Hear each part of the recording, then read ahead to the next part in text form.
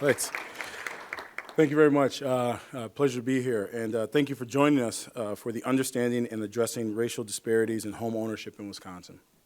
As Edward so gracefully said, my name is Jeff Mack, and he said a lot of other things about me, so that's enough. So research has found large racial disparities in home ownership in cities throughout Wisconsin, and that racial home ownership gaps are larger in Wisconsin than nationally.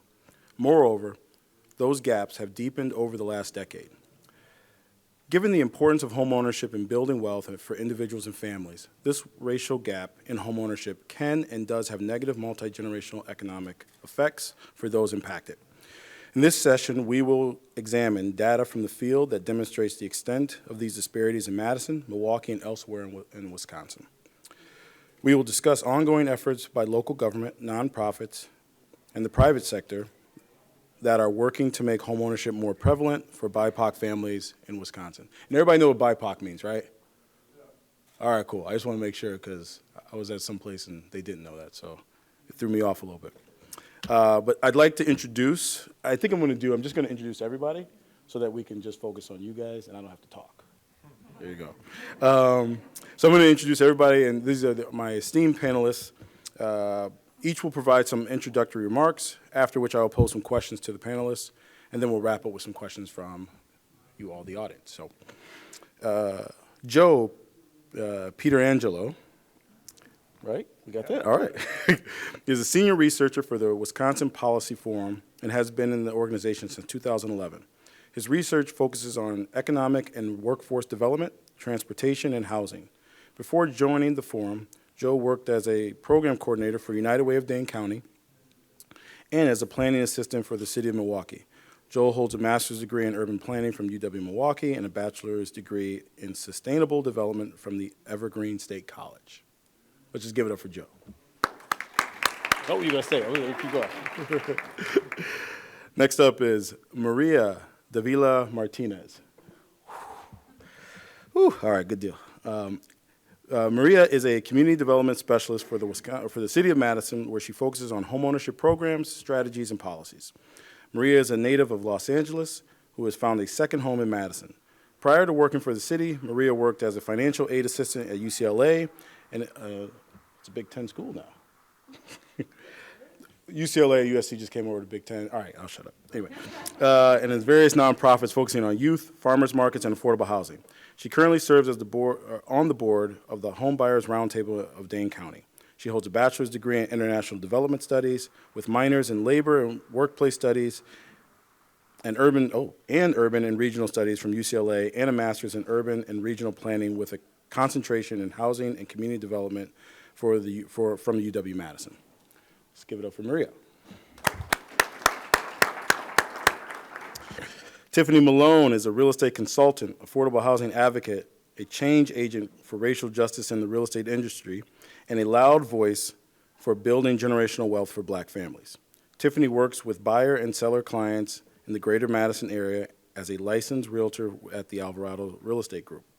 She is also one of the co-creators of Own It, Building Black Wealth, an innovative local initiative that is changing the game when it comes to educating and creating access to funds for Black and brown families to build wealth through real estate and home ownership. Tiffany is deeply committed to diversity and inclusion work within the real estate industry. Being raised by a single Black mother who overcame many obstacles, Tiffany witnessed firsthand how she was treated and the opportunities she missed because of her race and gender. Tiffany is motivated to change that. Please give it up for Tiffany. Our last panelist is Teague Whaley Smith, has a passion for making Milwaukee the best place on planet Earth, particularly for families that have been left out of the larger social, political, and economic systems. Teague is a lifelong Sherman Park resident and is a proud Milwaukee Public Schools alumni and parent. Teague currently serves as the Chief Alliance Executive for the Community Development Alliance, an alliance focused on advancing racial equity by providing a quality, affordable home for every Milwaukeean. Teague's prior roles include serving as the Chief Operating Officer for Milwaukee County and as Economic Development Coordinator, or Economic Development Director, of Milwaukee County. In his private sector career, Teague led a community economic development firm that developed $60 million worth of affordable housing and Main Street development. Please give it up for T. So now I'm going to have Joe come up and talk to you guys for a little bit. All right, thanks, Jeff, and good morning, everyone. Thanks for joining us today. I want to get us started by just sharing some research that my organization published a few months ago on this topic of racial disparities in homeownership in Wisconsin. And this kind of puts some numbers to the issue. I think it sounds like this was covered a little bit in the morning session, but hopefully we'll get into a little more depth in this presentation. But just for anyone who doesn't know us, the Wisconsin Policy Forum, we're a nonpartisan research organization based in Madison and Milwaukee. We've been around for over 100 years, and our work aims to inform policymakers, civic business leaders, and the general public on a wide range of policy issues. And we are a membership organization with a range of members from the business, government, nonprofit, and individuals. But the issue of housing has been one of our key focus areas in recent years. We publish, as an organization, over 50 reports and research briefs every year, and this is some examples of some of the in-depth housing-related research we've done, which is really focused on Milwaukee. But from that research, one of the issues that came up was the stark racial disparities in homeownership rates in Milwaukee. And we wondered from that if it was really specific to Milwaukee or if it was an issue that extended beyond Milwaukee throughout the state. And that's what we attempted to do with this research that I'm going to share. Oops. So what we did with this research is we looked at owner occupancy rates as a reflection of home ownership. So looking at the share of overall housing units that are owner occupied. And then we focused on the white, Hispanic, and Latino and Black populations because they're the biggest populations, but also because the biggest disparities in homeownership rates are between the Black and Hispanic populations and the white population. So that's why we focused on those three groups and we used census data for this study and really tried to focus in as best we could to isolate those three populations. And so here you're seeing the actual homeownership rates in Wisconsin and the 5 biggest cities in the state. And so right away you see that Milwaukee is far from unique in its racial disparities. In fact, we found even bigger racial disparities in homeownership rates in the other largest cities in the state as well as statewide. Part of that you see is driven by lower homeownership rate among the white population in Milwaukee as well as Madison. But you also see Milwaukee actually has the highest Black homeownership rate of the cities we looked at and higher than the statewide rate. So clearly not just a Milwaukee challenge. With Madison, the large student population could likely influence the lower rates across the board in Madison, but it's also notable still that there is a pretty big gap between the Black homeownership rate in Madison, even with Milwaukee or with the statewide rate. So for a little context, this is just some demographic data and information to kind of give context for each of these cities that we looked at. So Milwaukee is not only the largest city, but by far the most diverse. So the issue of homeownership disparities is just a bigger issue there because of the concentration of more diverse populations in Milwaukee. So that makes it a bigger challenge in Milwaukee to address the disparities. But in Madison, one thing that stands out is even though Madison is the least racially diverse of the cities we looked at, it's growing more diverse, and also it's more expensive to purchase a home in Madison. We found the median home value in Madison is by far the highest. It's higher than the statewide rate, and it's actually a little bit higher than the national median. So that makes the issue more difficult to address in Madison. Here I'm bringing in the national context, and so you can see how home ownership rates for the three groups compare nationally to Wisconsin and to Madison. And so, between Wisconsin and the United States, the white homeownership rate and Hispanic and Latino homeownership rate are pretty similar. There's a little gap for the Hispanic Latino population, but for the black population, there is a huge gap between the homeownership rate nationally and the homeownership rate in Wisconsin, which is, again, even more stark in Madison. And so income is one issue, of course, that drives homeownership rates and access to homeownership. And the interesting thing here is that Madison has a slightly higher median household income among white households and among Hispanic or Latino households relative to the nation. So there are income disparities nationally, but they're bigger in Madison and in Wisconsin than they are nationally, because especially when you look at the black population here, you see the big gap where it's about a 20% difference between the median household income for black households in Madison versus black households nationally. So that's one factor. Of course, many other factors contribute to racial disparities in homeownership. Discriminatory policies of the past, with redlining, et cetera. There are zoning issues that play into it, but we really focused just on at least providing data on this one aspect. The other thing that we found was that this issue has been growing worse over the last decade. And here you're seeing the drop in homeownership rates across the board in Wisconsin and nationally over the last decade, so comparing 2010 to 2020. So for example, the black population in Wisconsin went from about 33% of households owned their homes in 2010 to about 24% in 2020. So that's the drop we saw, which was much bigger than the drop that happened nationally. The declines across the board largely attributed to the Great Recession and the foreclosure crisis that caused homeownership and home buying to decline. And here you can see how that decline really happened mostly in the first 5 years from 2010 to 2015.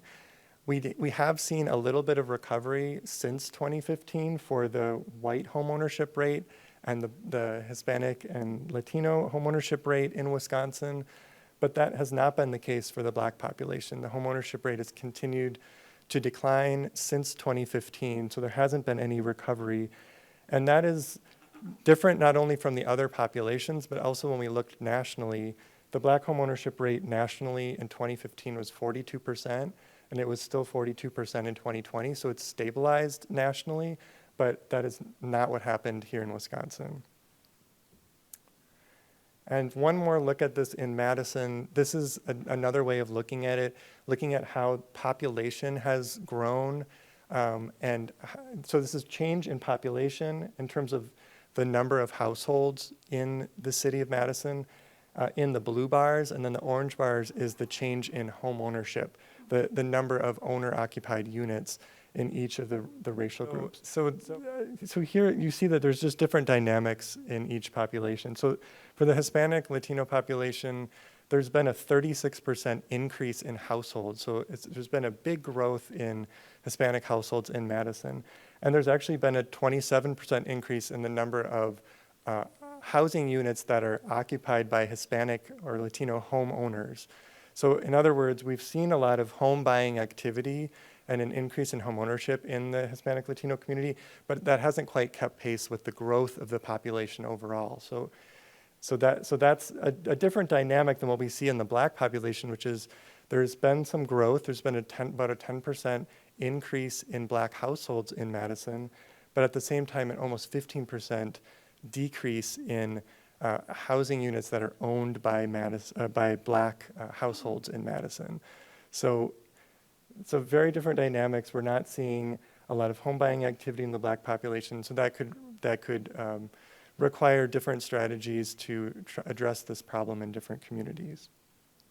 So that is where I'll leave it. I will say that we don't know the effects of the pandemic exactly on these numbers, that all the data is from 2020 or earlier, and what we do know is that the cost of buying a home has increased quite a bit in the last couple of years.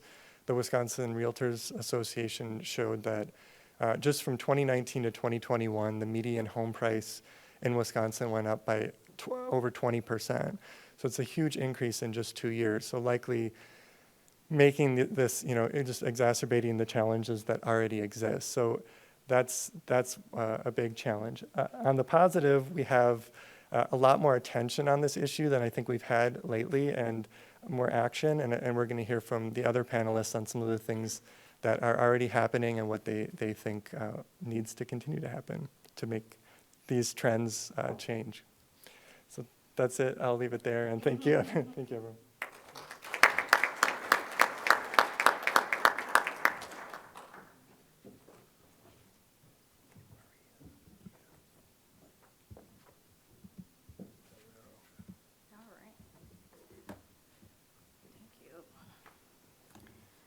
All right. Can y'all hear me? Yeah, perfect. All right. So thank you, Joe, for really setting the tone and putting numbers to the situation that I think we're all pretty aware of. I think personal experiences and what we hear across the media has really shown. So my name is Maria Davila Martinez. I was invited here to talk about what the city has and is observing when it comes to homeownership disparities and what we're trying to do to address it.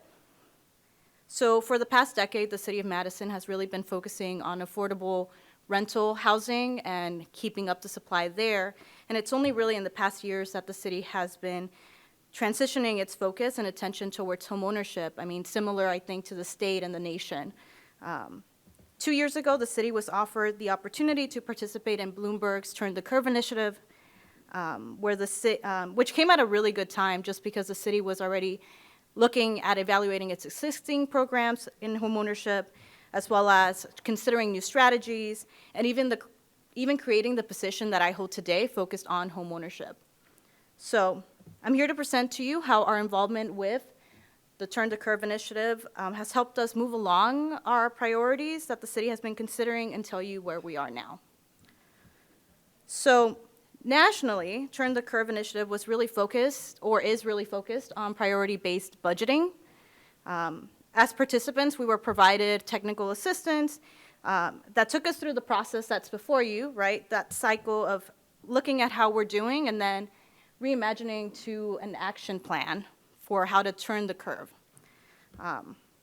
As I mentioned, the city decided to focus, or the goal to really be, on increasing the rate of home ownership for BIPOC households in the city of Madison. And with particular attention really to Black households, based on everything that Joe already mentioned, and just the historical barriers that have been faced, and especially now in the current market as well, for Black households. So I won't steal Joe's thunder, but I do want to show you that as part of our process here, well, I didn't steal it, right, because you already did it. But as part of our process, we did look at how we're doing, and obviously there are various indicators that we can look at. So in front of you is a graph that shows the rate of homeownership by race. The blue line on this chart shows of all the Black African-American households, what % of them own a home. And the same follows for each other race and ethnicity. So compared to other races and ethnicities, you can see here that Black African-American households have a comparatively lower rate of homeownership. Another way to look at it is in terms of counts. That's a way to really put magnitude to perspective. So if you consider it, I didn't want to put all the numbers in there, but between 800 and 1,500 Black households have owned their homes in the last 10 years. So just let that settle in. And then meanwhile, 45 to 47,000 homeowners have owned a home, white homeowners have owned a home in the past 10 years. So there's a very big difference. And you might wonder, well, in a place like Madison, majority population is white, right? So how do you account for that? Well, the fact still remains that even when accounting for that, white households are overrepresented in the homeownership market. So you'll see that through the orange bars right there. So we move forward through the initiative of Turn the Curve, and we began brainstorming action items from identified barriers at not only the local level, but also the state and federal level. We did find that a lot of the action items that were discussed aligned with our existing strategies in our city's housing policy agenda, Housing Forward. So for those of you unfamiliar with Housing Forward, it's a package of initiatives that collectively represent the city's housing agenda, and it includes a series of efforts from increasing housing choice all the way to efforts to end homelessness. So just like we need every lever to reach our housing goals throughout, it's going to take different levers to try to address barriers faced by BIPOC households who have historically been excluded from the homeownership market, right? Especially when you look at wages not increasing with how rapidly housing prices have been increasing. Sorry. During the sessions, we were able to distill all the action items and compose the set of strategies listed before you there. And I just want to emphasize that these are emerging priorities that the city is looking into. Some of them extend beyond the division that I work for, which is Community Development Division, and oftentimes they extend beyond local jurisdiction. So we do have limitations here. For the next slides, including this one, you'll see symbols. A check mark indicates that we have identified the action item and have begun implementing it. A clock means that the item is tentatively on our work plan, and no symbol indicates that it has been identified, but it's not in our work plan, probably due to research that is required or funding that is needed. So within the Community Development Division, we have adult employment training programs where we contract with local nonprofit agencies who are really doing the work on the ground to provide trainings and one-on-one support to underemployed residents and help residents pursue career employment opportunities and family-sustaining jobs, right? Because you want to make sure that folks are getting those wage increases to be able to afford homeownership. And then it also starts with youth, so providing internship and apprenticeship opportunities to youth of color. I believe that we actually have a concurrent session happening just about that. And then just one note on the last point, in the city's Office of Business Resources, they're expanding and creating new programs, such as the Commercial Ownership Assistance Program that you might hear from later today, maybe. I don't know. As far as strategy 2, we are running a lot of funding processes right now. And really, the way that we run our funding processes is the way that the city prioritizes and funds initiatives. So I'm currently leading. Yeah, I think, yeah. I believe so, yeah. Yeah, thank you. Sorry. No, you're good. And so currently I'm the lead for the recent request for proposals that got released, focusing on homeownership financing, on development programs and services.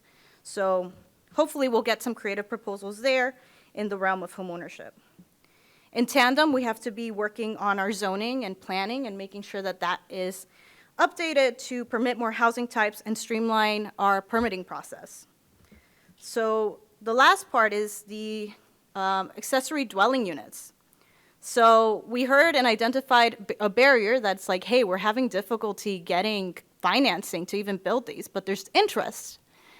So the city created a program, and right now it's a small program, but we are able to fund the construction of accessory dwelling units. As far as strategy 3, when it comes to marketing our existing programs, the city could do better. And so now that we have the staff capacity to do so, we're currently working on a marketing strategy, not only to get the word out, but to also ensure that our marketing is inclusive and it's targeted. And as you can see, ta-da, there are the boxes with no symbols.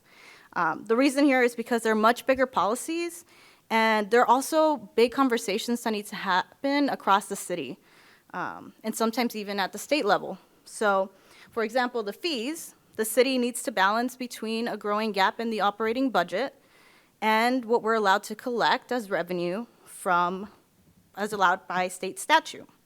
But right now, the way our fees, if they're proposed, a racial equity and justice analysis must be conducted, or is conducted, to see who will be benefit and who will be harmed by imposing that fee.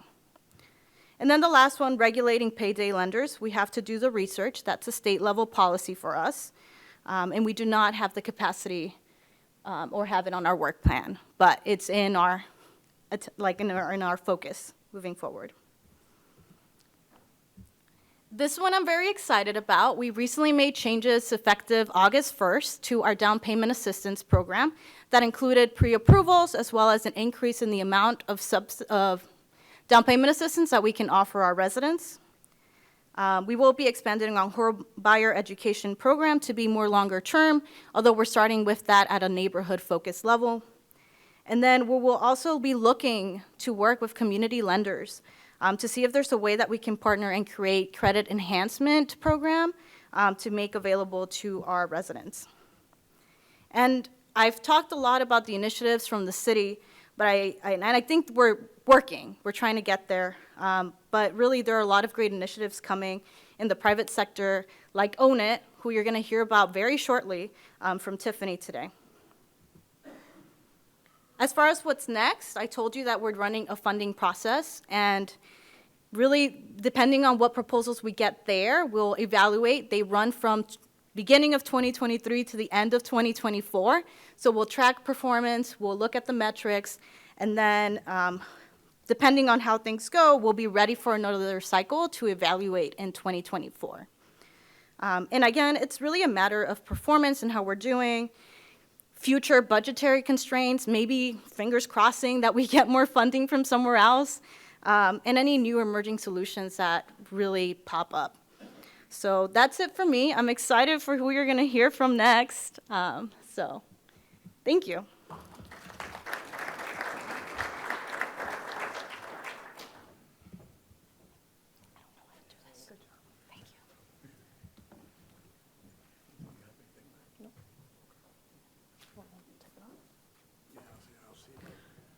Hi, everybody. My name is Tiffany Malone, and no slides from me. I'm a freestyler, so I'm going to freestyle today. Everybody should have a Own It Building Black Wealth card in front of them. If you don't, Sarah Alvarado is right there. She can give you one. And we will talk about building black wealth. I am an advocate for black people owning things. That could be anything, a one-bedroom, two-bedroom, a car, something, just owning something. So eventually you'll have something later on. Is that it? Oh. Okay. Yep, go on the website as well. So I grew up here in Madison. I migrated here from the south side of Chicago. My mother was born in Marietta, Arkansas in 1945. She grew up there into her early 20s and then left and went to St. Louis and then Chicago. My mom worked her whole entire life. She had 2 jobs. When she died 5 years ago, she still had a part-time job, and that was at 72 years old. My mom had a middle school education, and she had no parental guidance, which means that she didn't have anybody sitting around telling her, hey, Mary, you should own a house, you should go to school, you should save, you should apply for a credit card, none of that. The only thing that she was taught was hard work, not smart work. And I say that because a lot of us work hard, but we work smart, right? We know what to do with our money, we know where to put it, we have somebody that guides us, and my family did not have that. So I grew up in a single-family household with 2 older sisters, and one of my sisters had a high school education, the other one did not, and I'm the first college graduate in my family. No, my mom did not tell me the importance of school, but I knew because my surroundings was different. I did not want to be like everybody that I was surrounded by, so I knew I had to go to school. I had a child at a young age in high school, but I did not stop. I kept going. I went to college. I got my degree. I got a state job because everybody said state jobs is where it's at. After 8 years, I learned it was not where it was at. For me, for other people maybe, but not for me because I knew I wanted more for myself. So looking around and seeing that nobody in my family owned anything except for maybe my family down south, but I didn't see them every day. I only saw them in summertime or on holidays. So I always wondered if my mom had the tools and the financial literacy, would we have a different life? She rented all the way up until the day she died. Would she still have worked 2 jobs her whole entire life? Would I have made different choices if I had different choices presented to me? All my friends and their families owned homes. So like at a very young age, I seen that. I became more and more passionate as time went on because I knew that I didn't want to be a statistic and I wanted more for my children and myself. So approximately 2 years ago, we were sitting all around in a group setting, maybe over the phone or Zoom or something, because that was a Zoom time, and we were talking about the disparities in Madison. Only 15% of black households own their homes here in Madison, as you've seen today. And that's mind-boggling. We live in a predominantly white state, and the wealth gap is currently continuing to grow and not decrease, and that's problematic for me. So to be intentional about giving and giving to black people, we created Own It Building Black Wealth. That's partner with One City Schools. And people ask all the time, why only one city? 85% of the students there are students of color. So we're intentional about giving to black and brown families. We can't do that if we go other places. It's the education and it's the money. So you hear all the time, I don't know, people win $5, $6, $7 million from the lottery, and what happens? They're broke how many years later, right? Because they didn't have the education behind that money. If we have a program like Own It Building Black Wealth that provides education and a $15,000 grant to give a first-time home buyer a home that is black or brown, what would Madison look like? A melting pot, right? And we're not going to leave the homeowner there after they've bought their homes. We'll continue to educate them. We'll continue to provide them assistance, tell them how to leverage the house, tell them how to leverage whatever money that they have in their house, tell them how to refinance, anything of that nature. We're going to continuously educate. How many GoFundMes do we see on Facebook? Because people don't have life insurance, right? So if we had a group and we had 20 black people in the group and we said, hey, you're getting your hair done, your nails done, you're eating out, whatever, $25 a month you can pay for a life insurance policy. If people would just educate us in a group setting or your peers, I think that Madison would look a lot different. But we don't have programs like that.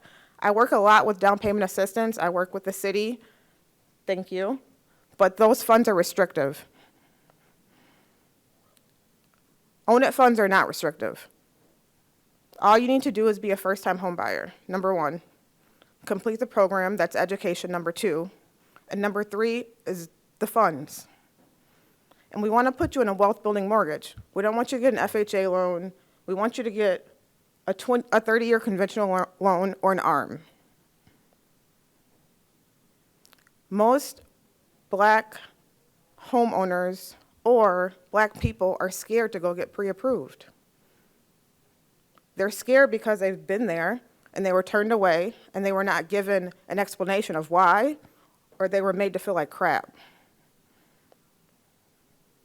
I've been there.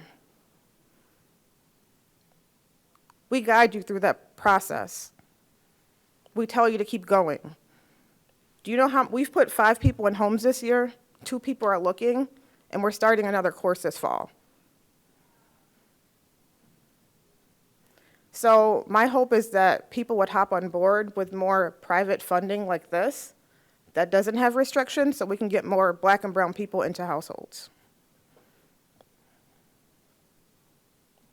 More?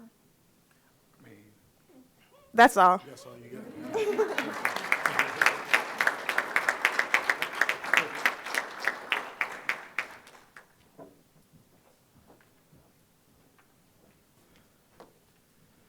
All right, IT specialist, do we have slides for me up here?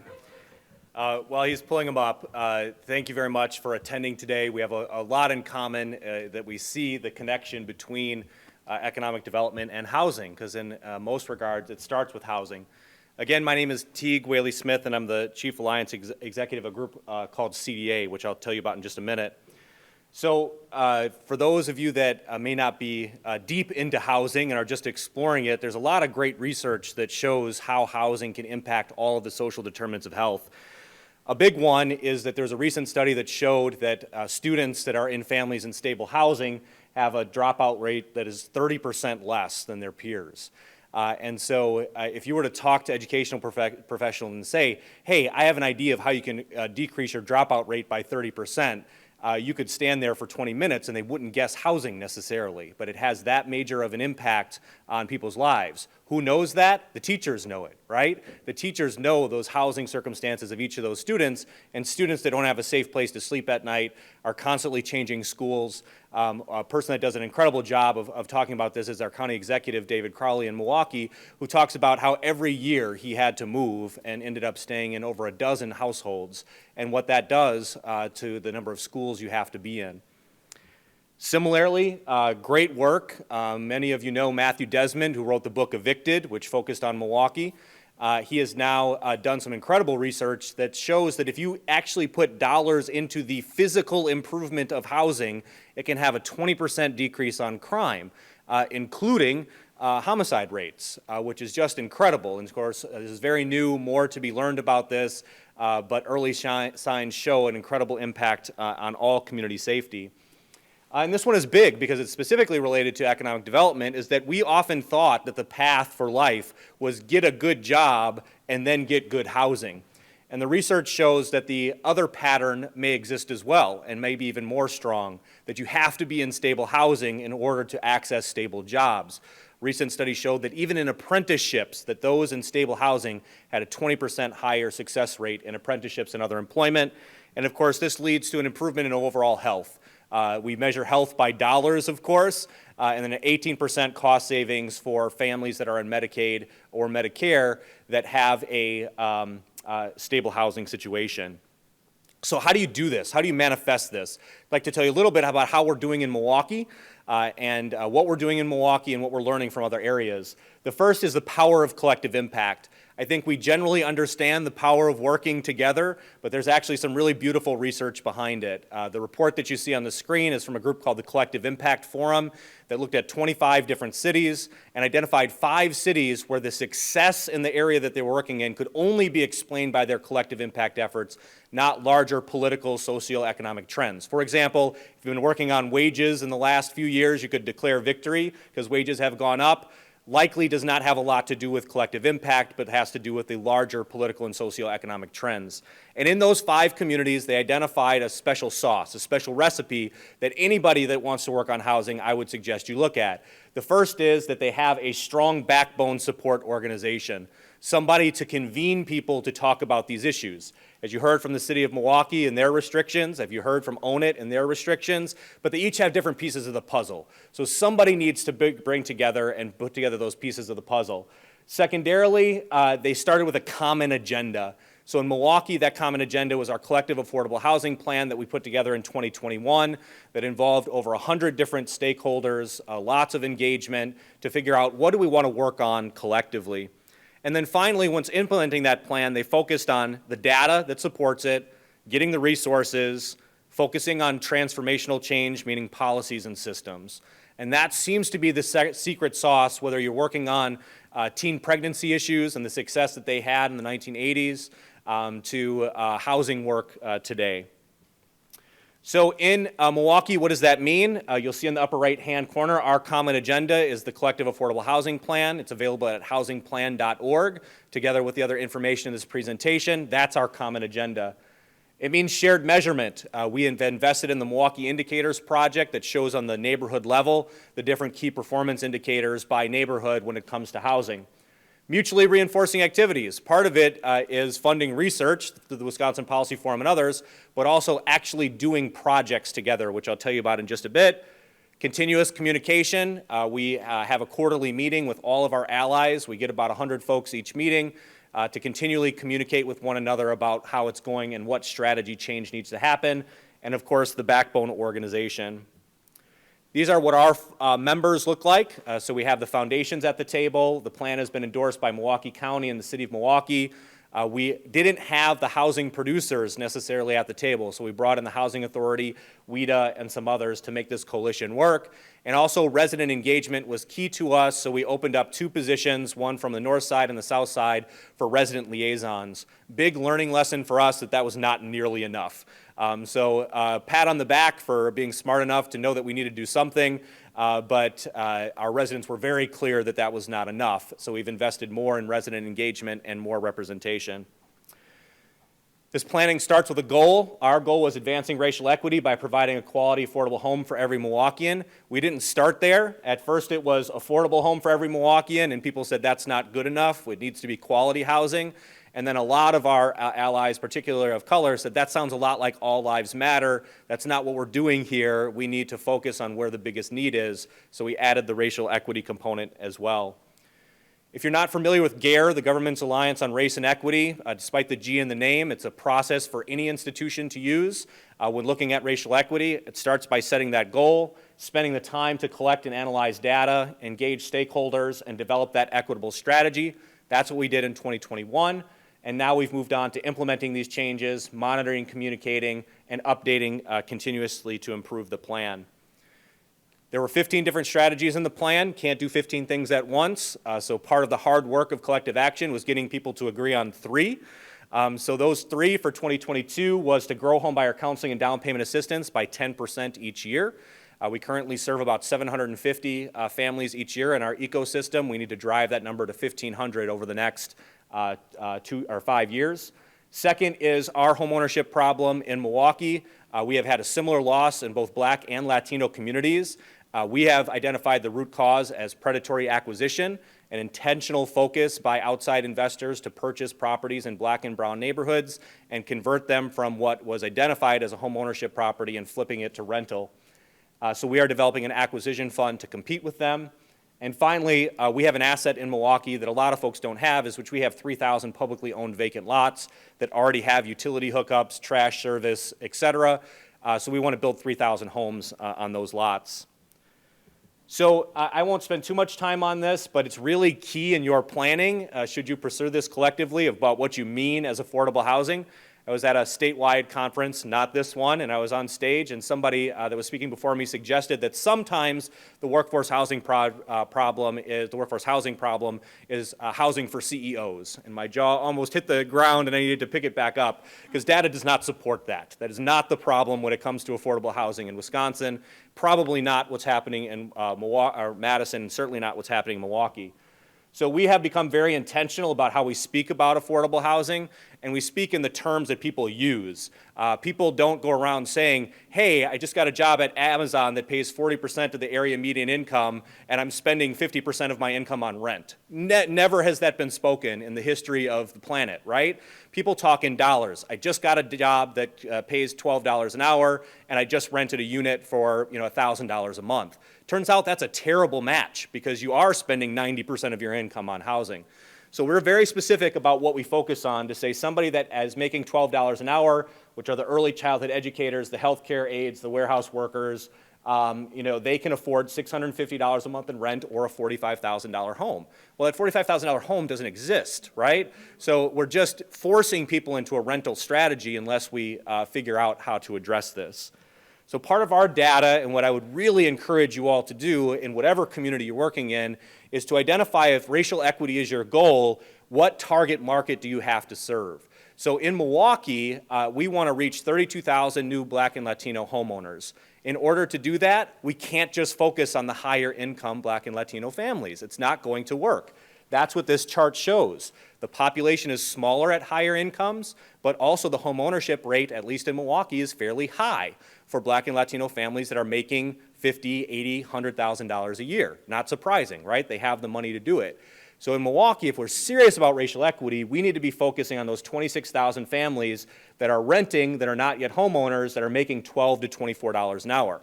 And it's a very different proposition for each of those. For $24 an hour, you're making the county median income of $50,000 a year. You can afford a $100,000 home, right? So we need to focus on how do we get more $100,000 homes. For a $12 an hour, you can't afford a $100,000 home, but guess what? The mortgage payment for a $100,000 home is substantially less than the rent that these families are already paying. So that strategy can work by focusing on that $100,000 home. How do we do that? Quick story. This is my housing story. This is 3820 West Winnemac. I'm not sure if this still exists in Madison, but this was my grandfather's home that he built with a VA loan, which of course white families had access to. And so he built this home in the 1950s for what was twice the county median income. So he was making, and other people were making, about $6,000 a year, and this home was built for $12,000. Of course, you saw the average home price in Madison is now $250,000. This home is actually worth even more than that. And that's how my family built wealth. And so my grandfather used that money to help my parents with their down payment, help pay for my education. So when I graduated, I didn't even need a down payment. My employer guaranteed it, and I got my first home with zero money down. And that's a story of a lot of white wealth in this country. And of course, black families didn't have access to that, even if they were veterans, didn't have access to the VA loan. And so the really devastating part, and I would encourage you guys to look at this as well, is that in Milwaukee at least, 95% of the housing was built before 1968. Why is that date important? Well, of course, that was the Fair Housing Act. Prior to that, you could legally discriminate against black and Latino families. So what happened? We built 95% of our housing, our single-family housing, when black and Latino couldn't own it. And then, after that point, we stopped building. So they didn't have access to it. The only place you could build was in the suburbs, which required huge homes by zoning rules that black and Latino people couldn't afford. And then, what would happen if white families would have sold those homes to the new migrant classes that were coming? First, black folks, and then Latino folks that came. If they would have sold them to those families, we would not have a racial equity issue in Milwaukee. But they didn't do that. Half of the homes were sold to investors. And that's what is really driving our racial equity issue in Milwaukee. So this is what that current situation looks like, is that we feel we have 17,000 black and Latino families in Milwaukee that are aspiring to buy a $100,000 to $125,000 home. So you have this pool of 17,000 people just waiting, but there's only 1,500 in the market every year. We get that numbers through our friends in the realtors and otherwise that track these things. And of those 1,500 homes, 40% of them are being purchased by investors each year. And so you have this huge pool on the left of people waiting to buy a home and the limited amount of inventory that is there. There are, of course, down payment issues, there are credit issues, there are lots of things that need to be addressed, but one of the huge things that we need to focus on is the actual inventory of $100,000 homes, which is why we've created an acquisition fund. The goal is to create a $10 million fund. Axe Housing in Milwaukee is leading that. We've raised $3 million thus far.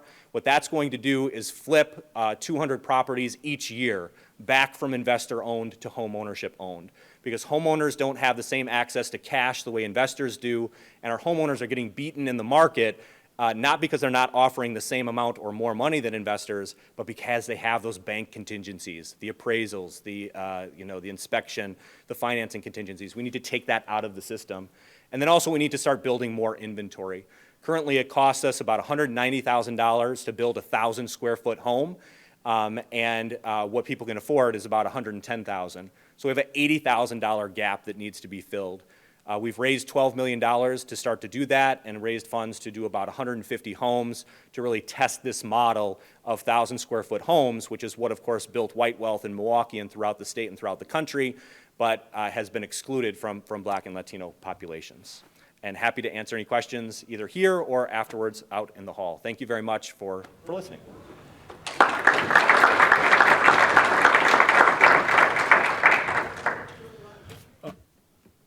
Got it. You know what, I was gonna ask some questions, but I always feel like I would rather you guys ask your questions, and then if there are no questions, then I'll throw out mine. So I will open it up to the floor for any questions. Is that oh, that's the question. Okay, all right. I'm just that sister. Okay. First, I'm a homeowner myself, no problem. But being a homeowner, getting a home is one thing. I can pay for a house, need money. But what are you doing to help people sustain them? Because houses need repairs over time. There are things, even if even if you ain't getting it, you know, house is just gonna move up. So it's not just getting somebody. Oh, okay, thank you, dear. Okay, it's not just getting somebody into a home. It's getting somebody into a home so they can know how to maintain it, understand how to put funds to the side just for home repairs, and then still having the funds so they can do their everyday living. So I think the educational aspect related to that is more than just, let me just get you in a house. Because if you get me in a house and I ain't got the money to pay for it after 6 months, I'm in a worse situation than what I was in as a renter than I become a homeowner. So what are you doing to address that? Because that education has to go beyond, let me teach you how to get a house. Who are you directing that to? Anybody. Anybody, okay. Full panel. So my paid job is, I'm a realtor here in Madison, so I encourage all my buyers to either ask for a home warranty or to purchase one of their own. And a home warranty is anywhere between $525 and $725. And that home warranty will cover you for 13 months. So if your furnace goes out, if your toilet backs up, if your washer goes out, if your dryer goes out. So I always tell the home buyer to purchase this because, you know, maybe you're spending all your money on this home and then 6 months later your furnace goes out and you don't have $3,000. All you have to do is pay $700 up. That's number one. Number two is, you say this, and I had a short sale last year, and the woman that owned the home, the maintenance of the house was too much for her. She didn't know what to do. She was, you know, there was a lot of maintenance that the house needed, but she wasn't able to keep the home up. And all she did was take a first-time home buyers class that was 4 hours. So I think that if there was more education around that, if there was a handyman that came into that class and told them how to change the filter of the furnace, how to fill up the water softener, anything of that nature, and continuously check in on that person, maybe it would have been a little bit different for her, but it wasn't. So I'm in agreement with you that there needs to be education around these home buyers that buys homes. Yes, we can put people in homes all day long, but if you can't maintain your home, then what is the point of putting you into that home? Because then you're not going to be able to live in it, right? Right. So we need either, if there's a program that this buyer goes through that will have a certain amount of funds set aside if something happens like this, or if they go through a program and maybe have $100 a month allocated to this separate account, so if something does go wrong, that's another solution. But I'm in agreement with that from a private standpoint, but from a public standpoint. Yeah, I would say if you look at individual stories versus what's happening in the larger population, you can sometimes get two different answers. So I don't have a specific answer on a specific circumstance, but at a population level, what we see happening is two things as a root cause.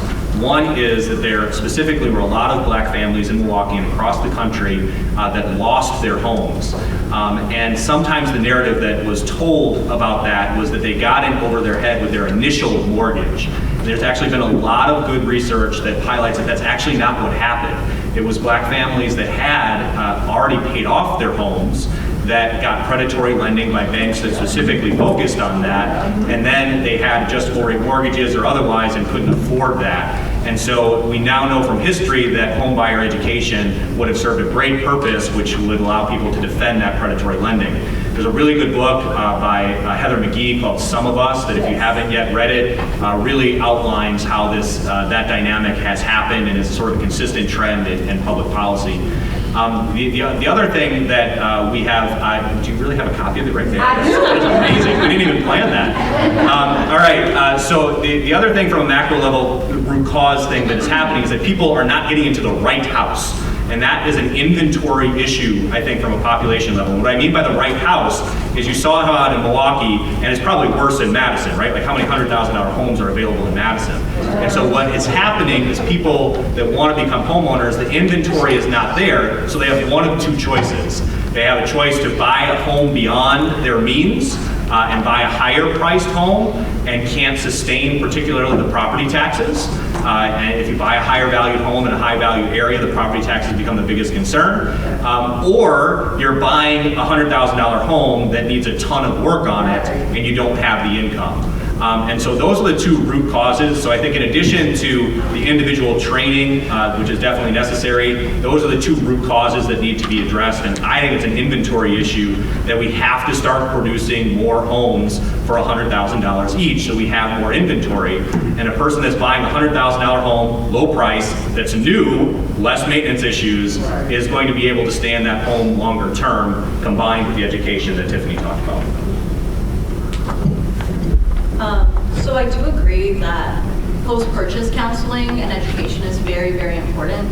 That's something that the city of Madison has really tried to focus on, and hopefully we'll be looking at in future years.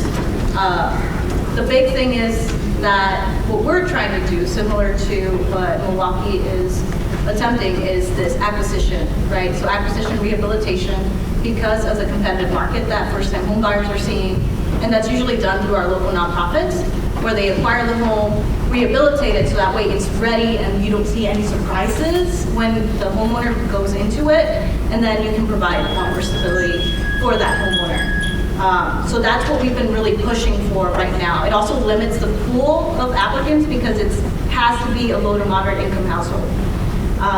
The city does offer some existing rehabilitation programs, not only through Project Home, if you're familiar with them, but also the city does its direct program for major rehabilitation that could offer you up to $25,000 in assistance to help you with any foreseen maintenance issues or even renovations sometimes if you're looking into that to build and renovate into your home.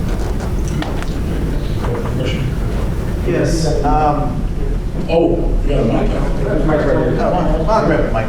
Well, I have the next question, Dr. Well, I heard it before you. I think I had mine before you. We'll arm wrestle about it. So I have a quick question. Okay. So I have a quick question regarding policy. And the reason I'm focusing on policy is because we have the state here, and this is not in any way, the city. And it's not a critique of what you guys are presenting, because I think what you're presenting is really good. But having traveled back and forth to California, and you know the housing situation in California, what is central to that housing situation is a lack of inventory. And that inventory in many ways is restricted by over-regulated housing codes, right? I think regulation is obviously needed, but if you look at California from city to city, everyone says we need to do something about housing, but they will not move on being more flexible on housing policy, right? Which impedes the ability to build affordable houses in certain areas, despite the fact that California is probably one of the most liberal areas of the country. So my question to the city is, while there's programs for down payments and things like that, which I think is really good, having been a mortgage broker back 20 years ago, I think that's really good. But what is the city doing to reduce the bureaucratic regulations to building additional housing and rezoning certain areas? So as I mentioned in the PowerPoint presentation, the city has really done a revamping of its zoning that included permitting as opposed to doing conditional use for a lot of diverse housing types. So including townhomes, usually you'll only have the ability to do single family homes, right, and a lot. And so recently we did our update to zoning to permit without having to do more than like plan commission approvals for more diverse housing types, including townhomes, sometimes 3 to 4 homes in one lot. And so increasing that density that you can build in one lot. I agree that a lot of our development for new housing is at the periphery, because in Madison, a lot of the land that's available is out there. And that's where cheap land is available to actually build and make that feasible for a single family construction. So that's what we've been focusing on. Additionally, the accessory dwelling units is another way that we're trying to increase density in housing, but I don't know what the... So I would answer that question in 2 ways, and I know we're short on time here, but we actually have the opposite problem of California. California have a very progressive state with very progressive housing policies that are telling the cities you need to do more affordable housing. In Wisconsin, we have the exact opposite. So what has happened is a lot of this gets done what's called inclusionary zoning, which is say if you have a market-driven project, we'll let you build additional density to bring in more affordable housing units. And here you have very progressive cities like Madison and Milwaukee. I don't know if Madison's done this, but in Milwaukee, they actually tried inclusionary zoning, and it was the state that knocked it down. So we need to understand that and understand that this is a state effort, that whenever there are regulatory things that promote affordable housing, the state has a tendency, at least in past legislatures, to knock that down. Now, is that going to happen again? I don't know. The other aspect of it is that this isn't going to be fixed just by regulation.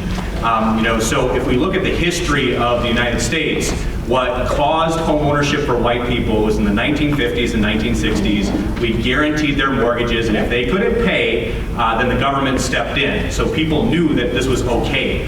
We built incredible neighborhoods, incredible economies, and everything around that.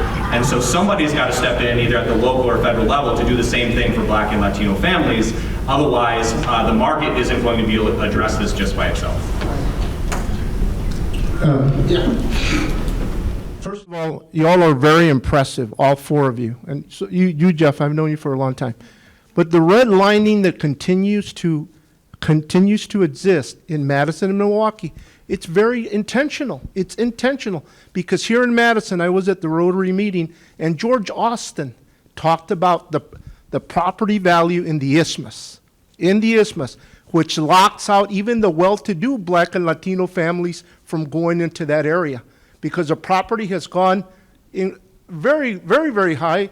Maple Bluff and Shorewood, it's intentional, folks, and it is racist, and it is classism, because not a lot of us can afford to live there, even with the developments and so forth. And I appreciate that all that you're doing over there in Milwaukee. I mean, when you're at the bottom, where else can you go but up?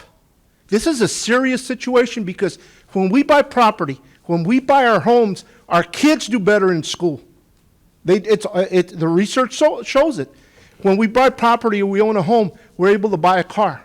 We're able to buy a summer cottage. We'll be able to go on vacations. Our economic power increases. But it's intentional. To me, it's a different redlining that happened. And those institutions, the predatory institutions, as well as the banks and so forth, and then the city and county government. We're having the mayor speak at noon today. And I've seen other alders that are here. Let's hold them accountable. American Family and all these other insurance companies get awards for everything they're doing, but they didn't do anything for 25, 30 years. That's why we're in the predicament we're in. But I applaud you all because you're bringing to light the situation that's going on. So thank you. Okay, there's no question. Okay. Did anybody have another question?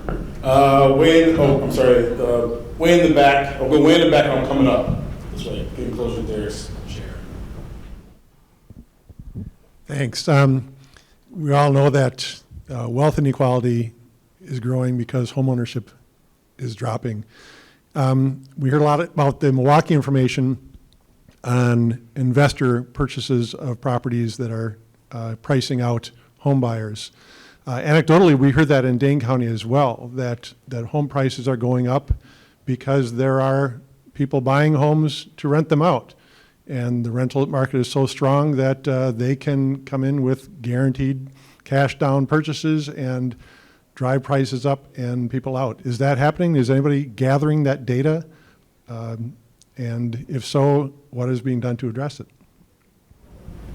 Yeah, so currently, we do not have that information that would either confirm or deny that is occurring. We are looking into it. There is a certain difficulty with, again, state regulations with trying to really know who is the owner behind what's going on. Usually you'll see these come in as LLCs, so you can't really track who's coming in to purchase the homes. I don't know if we can hear some information for how Milwaukee has been successful in identifying a lot of that. I'd be curious. Really quick, Maria, this chart here intrigued me. What does this mean? That there's more homeowners that are white than the population of Madison. Of Madison. Yeah, so that was a slide that was meant to show that there is an overrepresentation of white homeowners in comparison. So as you can see, for for the rest of the non-white, Black, African American, Asian, Hispanic, Latino, like there is very minimal homeowners in comparison to the population size that they make up in Madison. So there is an overrepresentation of white homeowners despite. I'm sorry. I was just going to say, we're blessed in Milwaukee that Marquette University, they have invested heavily in this issue to research it. There's a researcher named John Johnson that works on it. You guys have an incredibly powerful academic institution here in Madison that has the same capabilities. So if there is somebody, if you have a connection at the university otherwise, we'd be happy to match them up with John Johnson to show the research methods behind it. It's not that complicated to do, but it does involve man hours. So I would encourage that relationship. Sure. Thanks. I'm Nicole. I work at United Way of Dane County, and I wanted to also echo thanks to everyone in the great presentations. I keep hearing all these great programs. We've got the city working really hard on this. Tiffany's leading Own It, which is just incredible. I know Urban League has a phenomenal program focused on Black home ownership. And what I'm wondering is what would happen if we all came together and, the collective impact that Teague talked about just sounds wonderful to me. And I'm just wondering, have we tried that in Madison and Dane County, kind of pulling together all of these leaders and all these different programs and work together to make a bigger impact? For me, we've attempted to partner with several organizations and people, but it's kind of hard because we work with private money because we don't have restrictions. When you go into federal money, restrictions occur, and we want to make it easy as possible for home buyers. So if you make $200,000 a year, we still want to give you $15,000. But we are in partnership with One City Schools, so that's working for us right now. And like I said, it's a pilot program, so who knows what's going to happen in the future. I think we got maybe time for one last question. Is there one last question? Thank you all for sharing your experiences with us. I'm just curious where you get your funding for your programs. I work for a community. We're not an entitlement community, so we have to compete on a county-wide basis for funding if we're looking. Do you have an actual budget item? Did you utilize TIF?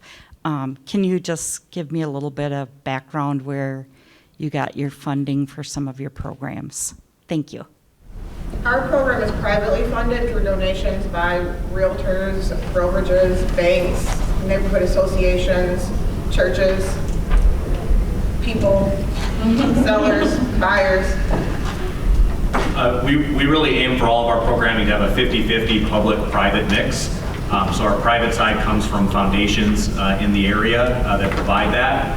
The other half sometimes comes from the homeowner, right? So you have basically a $200,000 house that needs to be built. So the homeowner can afford, $100,000, So the private, mix is the homeowner bringing in their cash to be able to do that. We have a problem in Wisconsin, which is the sales tax problem. And that's the reason that Madison is so cash restricted, Milwaukee, the counties, et cetera, is that our public funding is not there. It's going entirely to basic core services like public safety and otherwise. Again, great research by the Public Policy Forum on some of these things happening in Milwaukee, that we are really strained from public resources. And so I think you really need to, in addition to local resources, really start looking at what are the federal resources that are available to bring in communities to do this, because our local governments are so strapped. Jeff, this is not a question, and I have the pulpit right here, so really quick, 20 seconds. I agree with the young lady right here about collaboration. We need to do more of that in the city and in the county. 2, we need to let everybody know what's going on in the city, what's available for them. We do not do a good enough job by that. The city does a poor job about that. About people, these are the programs we have. Here's where do you go for help, and put that out there so people know about that. And the third thing about the city, where the gentrification of East Washington and all those high-rise apartments, it's a shame. It's a shame. Those are big footprints that can be used for housing, and when we do allow them to build those very large apartments with $3,000 and $3,500 a month we really are pricing out a lot of people intentionally. So I think we need to do a better job there. Thanks. Thank you all. We will conclude our session now, but again, thank you panelists, and we're on to our next part. All right.